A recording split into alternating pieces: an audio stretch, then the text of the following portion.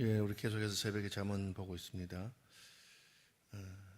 오늘 읽은 본문 전체는 너의 행사를 여호와께 맡기라 이런 정도의 제목이 될 수 있겠습니다. 사람은 자기가 원하는 대로 하는 그런 게 있어요. 그게 자유의지라고 합니다. 애들이라도 자기가 싫으면 싫어 이러고 자기가 원하는 거 살려고 하고 부모 말대로 안 듣고 그렇게 하죠. 근데 이제 부모는 애들에게 자꾸 이렇게 그렇게 하지 말아라 저렇게 해라 합니다. 왜 그렇습니까? 애들이 보는 것하고 부모가 보는 게 다르기 때문에, 원하는 대로만 한다고 해서 그것이 옳은 것은 아니기 때문에 그렇습니다. 그래서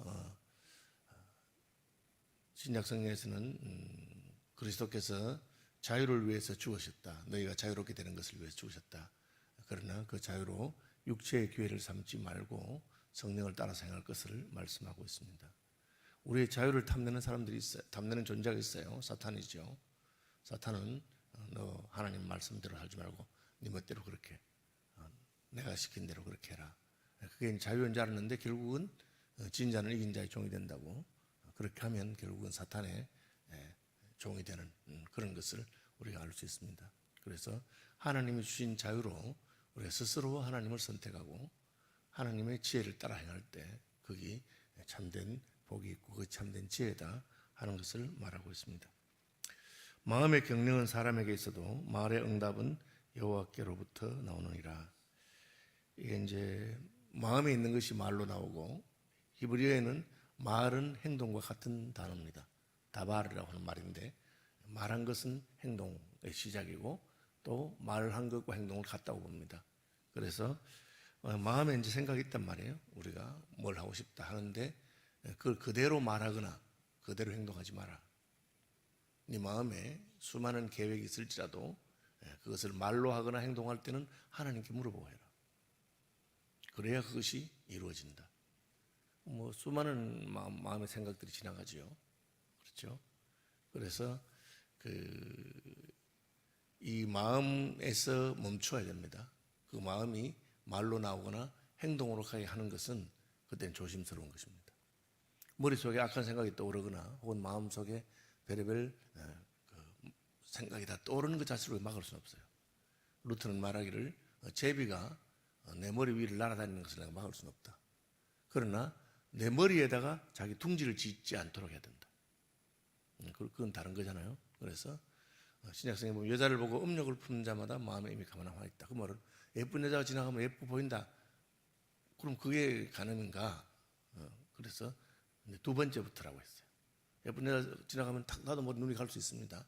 근데 이제 그 생각을 내 머릿속에 두고 저 여자가 예쁘구나, 한번 잤으면 좋겠다, 이렇게 생각하기 시작하는 것, 그건 막으라고 하는 것이죠. 그래서 마음의 경련이 사람에게 있습니다. 내가 여러 가지 생각을 하고 계획을 할 수 있습니다. 그러나 그것이 말로 나올 때부터는 하나님께서 하시도록. 그래서 말의 응답은 여호와께로부터 나온다. 그래서 생각하고 많은 것은 그 미수죠. 경영 미수 혹은 계획 미수입니다. 그러나 그것이 말로 나올 때부터는 실행하는 것이죠. 그때부터는 하나님께서 나를 주장하시도록 하는 것이 필요합니다. 사람의 행위가 자기 보기에는 모두 깨끗하여도 여호와는 심령을 감찰하느니라. 그렇죠. 신약성경에서도 예수님께서 자기 눈에 들보도 보지 못하는 것이 인생이라고 그랬습니다. 이것을 심리학적으로 혹은 신경학적으로는 맹점이라고 하죠. 맹점. 그래서 우리 눈에 어느 부분은 안 보이는 부분이 있대요. 우리 다 보이는 것처럼 생각하지만, 그래서 실험을 해보면 이 점을 찍어서 보이는데 어느 부분에 딱 들어가면 그 부분은 안 보여요. 그게 맹점이죠. 그리고 예수님께서 말씀하신 것처럼 자기의 허물, 나의 잘못에 대해서는 안 보여요. 저는 이제 신문사 경북대 학고사 기자도 하고 교직 편집도 했는데 처음에 이제 가면은 교정 같은 걸 보게 합니다. 기사를 읽어보게 하는데 내가 한번 틀리게 본 것은 두 번 봐도 잘 못 봐요. 그래서 교정을 제대로 하기 위해서는 처음에는 내가 보지만 두 번째는 다른 사람이 보고 또 세 번째는 또 다른 사람이 보게 합니다. 그래야 보입니다. 그렇죠. 자기는 자기가 잘못한 것에 대해서는 익숙하기 때문에 그냥 지나가 버려요. 그런 게 있다는 것을 알아야 됩니다. 그래서 자기 보기에 깨끗하다고 해서 모두 깨끗한 것이 아닙니다. 나는 이만하면 괜찮지 생각하는데 다른 사람이 볼 때는 다릅니다. 반대로 남의 허물은 눈에 있는 티도 보인다고 그렇게 했습니다. 그래서 우리가 외부 감사를 하는 거예요. 외부에서 보면 다르게 보일 수 있죠. 제가 이제 목사님들 만나서 쭉 이렇게 이야기를 해보고 많이 하면 대부분의 목사님들이 자기가 설교 잘하는 줄 알고 있습니다. 왜? 자기는 설교 준비하면서 뭐 은혜 받고 다 했기 때문에 교인들이 들리는 건 다르게 들립니다. 자기가 은혜 받은 것을 제대로 표현하지 못할 수도 있고 설교하면서 무슨 다윗을 바울이라고 한다든지 뭐 아브라함을 롯이라고 한다든지 그렇게 해도 자기는 몰라요. 그렇습니다.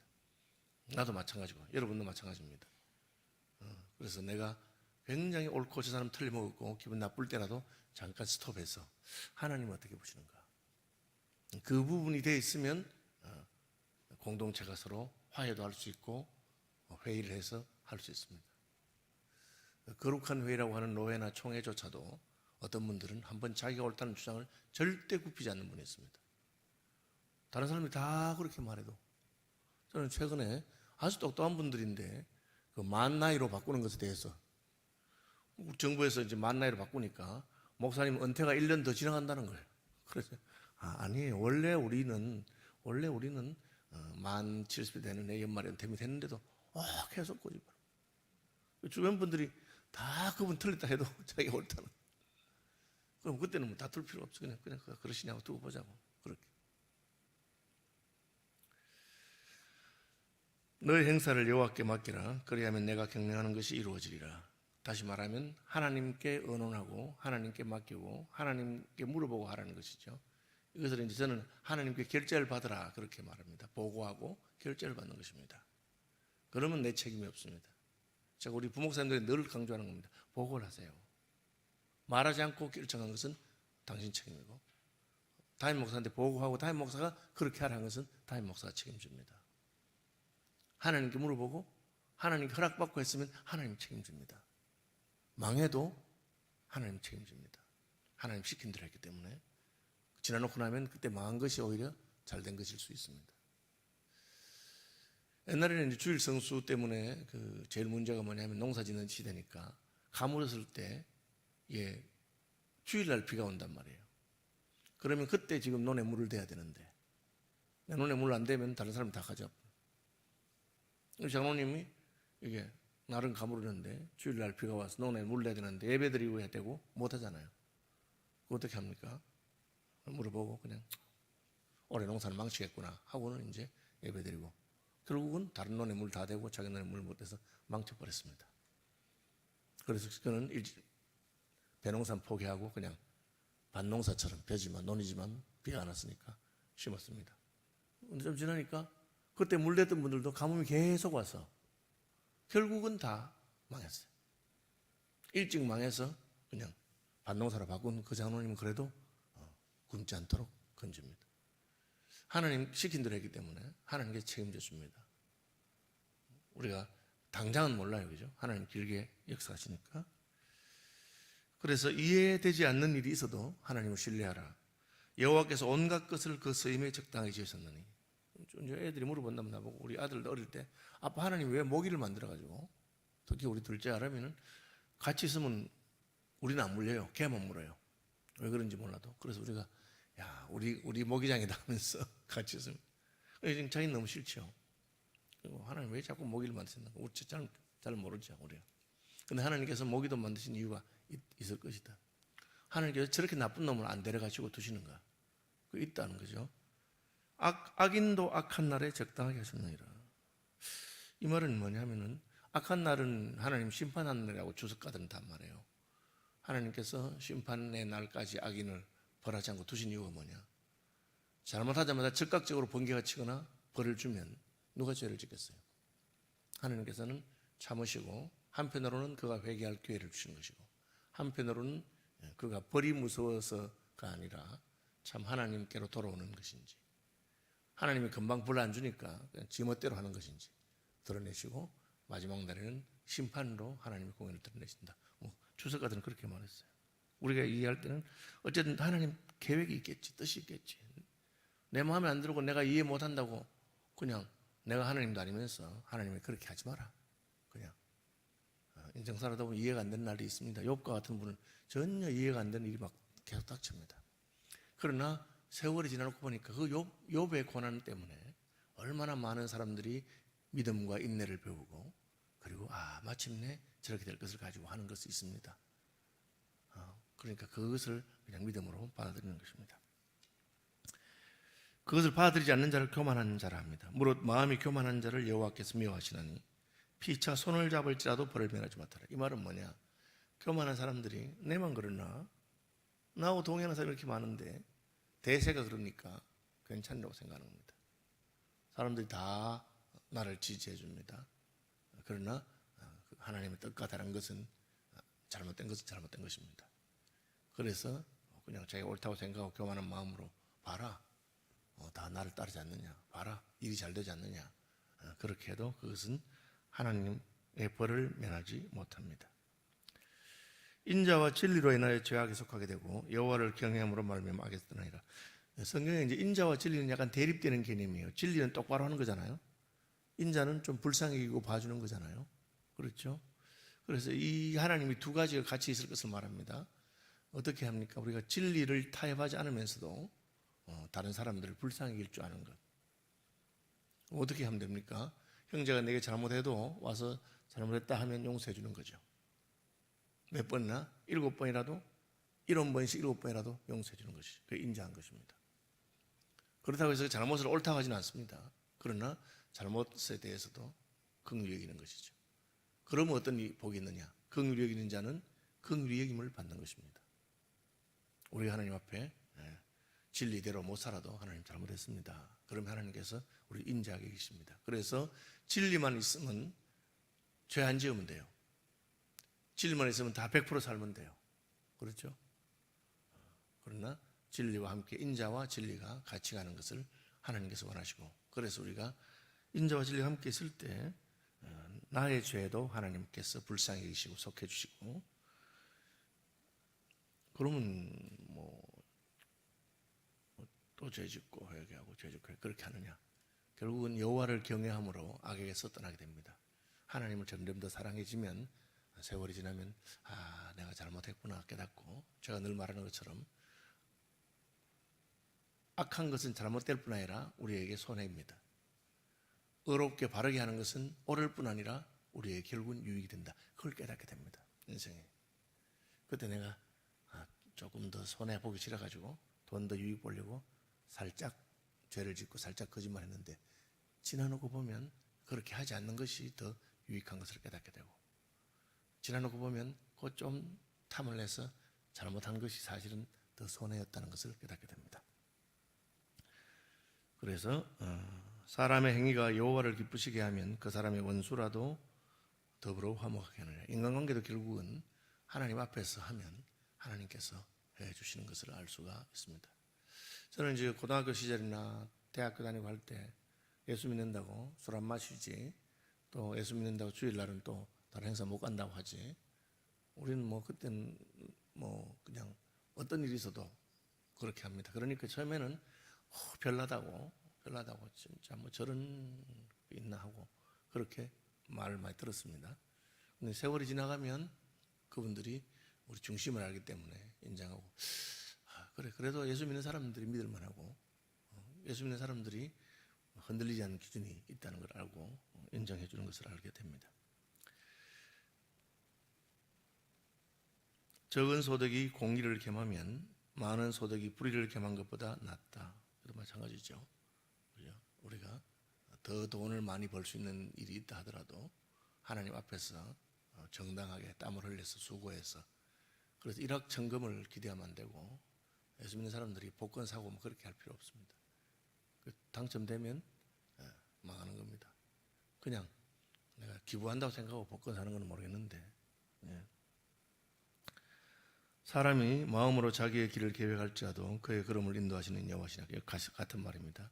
내가 아무리 계획해도 걸음을 뗄 때는 하나님께 물어보고 하나님의 인도를 따라가야 성취함이 있습니다. 하나님의 말씀이 왕의 입술에 있은즉 재판할 때 그의 입이 그렇지 아니하리라. 왕은 하나님의 말씀대로 재판해라. 지도자에게 있어서 자기 생각대로 하지 말고 하나님 말씀 따라서 하면 잘못된 길로 가지 않는다, 그런 뜻이고요. 공평한 저울과 접시 저울은 여호와의 것이요 주머니 속에 저울 추도 다 그가 지으신 것이네. 이게 이제 도량행위라 하죠. 추말자, 저울추, 되 말할 때 말, 그리고 자, 이것은 변경하면 안 됩니다. 옛날에 장사꾼들이 자기가 살 때 되는 대하고 팔 때 되는 대하고 다른 걸 써가지고 남에게 살 때는 약간 더 많이 받으려 하고 할 때는 그렇게 하고, 그죠? 그래가지고 이렇게 한 대씩 팔 때는 흔들어가지고 탁 하고 어떤 때는 살짝 부풀려서 그렇게 하죠. 뭐 그 정도는 애교라고 할 수 있는데 어쨌든 그걸 속이면 안 됩니다. 주말자를 있는 그대로. 왜? 하나님께서 보기 때문에. 그 말은 내게 대한 기준과 남에 대한 기준이 다르게 하면 안 됩니다. 그 성경의 황금률이 뭡니까? 남에게 대접받기를 원하는 대로 대접하라. 남이 내게 해주기를 원하는 대로. 하나님께서 그것으로 판단하시기 때문에 그렇습니다. 12절에 15절은 왕에 대한 이야기인데, 악을 행하는 것은 왕들이 미워하는 바니 이는 그 보좌가 공의로 말미암아 굳게 했음이니라. 어려운 입술은 왕들이 기뻐하는 것이요. 쭉 나오면서 왕에 대한 이야기 하는데, 이것은 결국은 너희가 왕이 얼마나 무서운지 알지 않느냐. 왕들에게 행하는 것처럼 하나님께 행하라 하는 것입니다.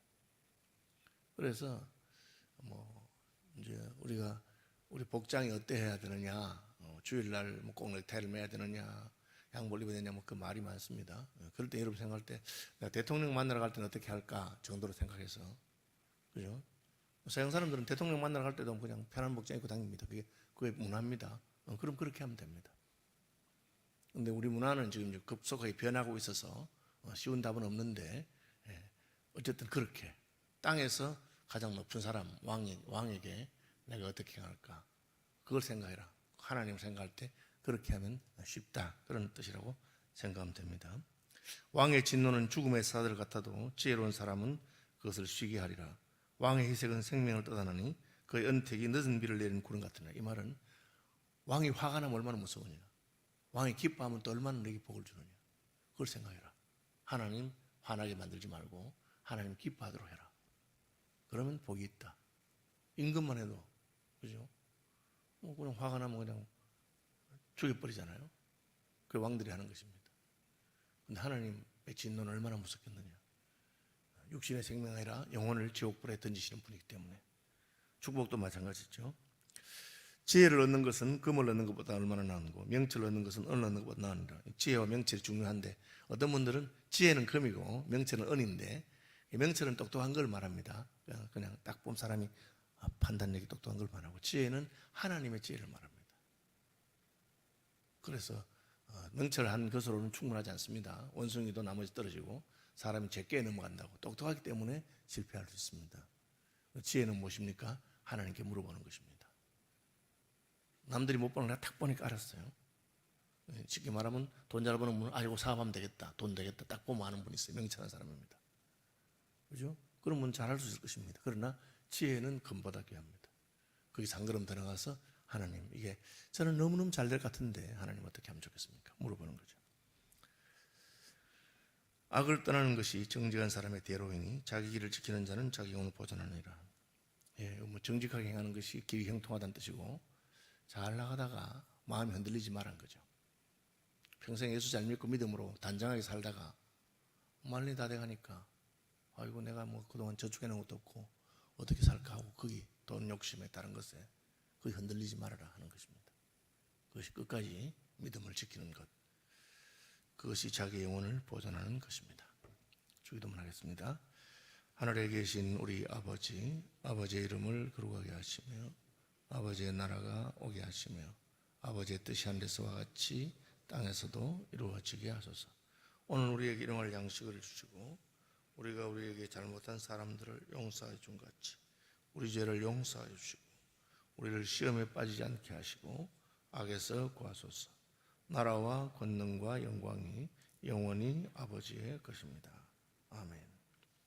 자유롭게